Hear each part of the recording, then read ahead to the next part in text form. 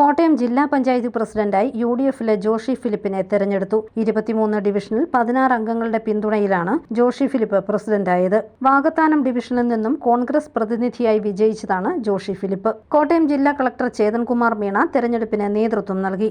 ജില്ലാ പഞ്ചായത്തിലെ പ്രസിഡന്റായി തെരഞ്ഞെടുക്കപ്പെട്ട ജോഷി ഫിലിപ്പ് എന്ന ഞാൻ നിയമാനുസരണം നടപ്പാക്കിയ ഇന്ത്യൻ ഭരണഘടനയോട് യഥാർത്ഥമായ വിശ്വാസവും കൂറും പുലർത്തുമെന്നും ഇന്ത്യയുടെ പരമാധികാരവും അഖണ്ഡതയും നിലനിർത്തുമെന്നും പ്രയാസക കൂടാതെയും മമതയോ വിദ്വേഷമോ കൂടാതെയും ഞാൻ എൻ്റെ ഔദ്യോഗിക കൃത്യങ്ങൾ യഥാവിധിയായും വിശ്വസ്തയോടും എൻ്റെ പരമാവധി കഴിവ് പ്രയോജനപ്പെടുത്തിയും നിർവഹിക്കുമെന്ന് ഈശ്വരനാമത്തിൽ സത്യപ്രതിജ്ഞ ചെയ്യുന്നു.